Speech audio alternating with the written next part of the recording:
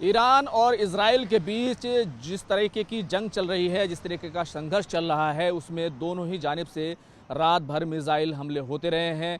ख़ासतौर से इजराइल की तरफ से ईरान पर ख़ासतौर जो तेहरान का इलाका है, जो शुमाली तेहरान है, वहाँ पर एयर स्ट्राइक की गई है और निशाना बनाया गया है। और ये दावा किया गया है इजराइल की तरफ से कि जो ईरान का आसमान है, ईरान का जो स्काई है, वो पूरा का पूरा इजराइल के कब्ज़े में है। लेकिन दूसरी तरफ साथ ही ईरान की तरफ से भी जो मिसाइल्स लॉन्च की गई हैं, उनको आईडीएफ ने हालांकि कहा है काफ़ी हद तक हमने उनको इंगेज कर लिया है, उनको डिस्ट्रॉय कर दिया है। लेकिन ईरान का दावा यह है कि बहुत सारा नुकसान हमने इजराइल का किया है। लेकिन इन सब के बीच जो हिंदुस्तानी लोग हैं, जो हिंदुस्तानी स्टूडेंट्स हैं, जो इस पूरी जंग के बीच, इस पूरे संघर्ष के बीच फंसे हुए हैं, उनको लेकर आज की जो अहम खबर है वो दिल्ली से रहने वाली है।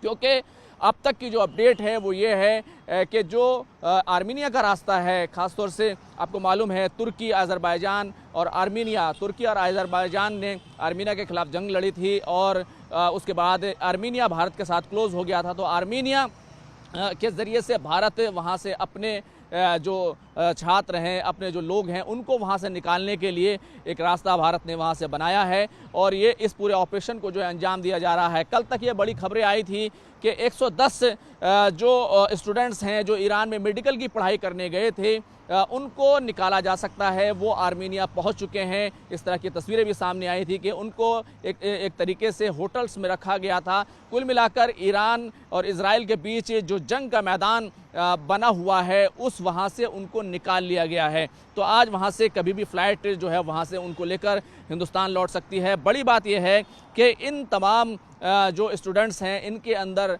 लगभग 90 जो स्टूडेंट्स हैं वो जम्मू कश्मीर से हैं। तो आज ये बड़ी खबर रहने वाली है, आज हम इसको ज़रूर फॉलो करेंगे।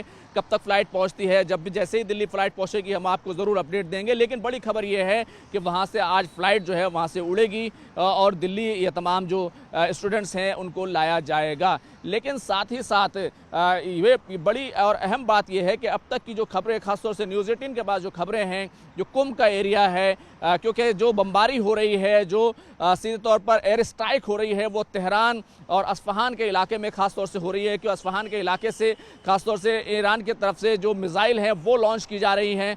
ईरान क्योंकि कैपिटल, तेहरान क्योंकि कैपिटल है ईरान का, इसलिए उसको ज़्यादा निशाना बनाया जा रहा है।